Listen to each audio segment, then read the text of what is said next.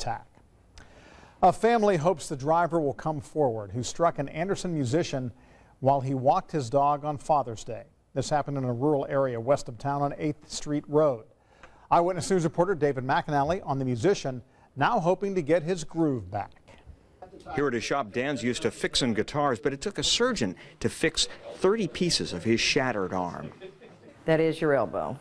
And it now has a bunch of additional stuff. At St. Vincent Hospital, Dan Doherty making a recovery. Major surgery. So he can get back to making this. That's Dan on guitar. On the right, with Hoosier baseball legend Carl Erskine on harmonica. Dan's Music. Dan should be plucking and fixing guitars here at Dan's Music in Anderson. But a suspected hit and run stopped the music here right in front of his house early Sunday morning. Dan was out walking his dog, Pete. I remember having him out in the front yard, you know, headed towards the road. We live out in the country. And next thing I knew, I was here in the hospital. Dan doesn't know exactly how he ended up on the road with an injury to the back of his head. Oh, I'm a klutz, and I'm sure I just tripped over something and went flying. But while Dan was out cold, 10-year-old Pete by his side, police think somebody ran over his left arm. Trish said that she saw tire tracks on my shirt. They may not have known what it was. They may have thought they ran over a piece of wood or something.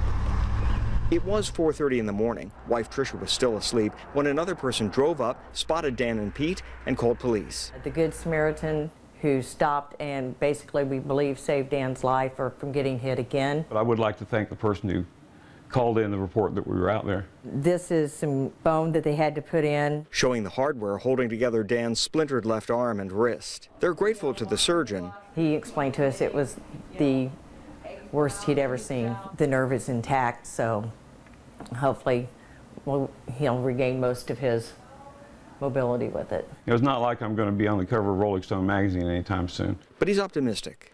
If you're going to be a musician for a living, you better be. They're hoping the person who struck Dan comes forward. Meanwhile, Dan's totally focused on getting better for a benefit concert in September. Back to you.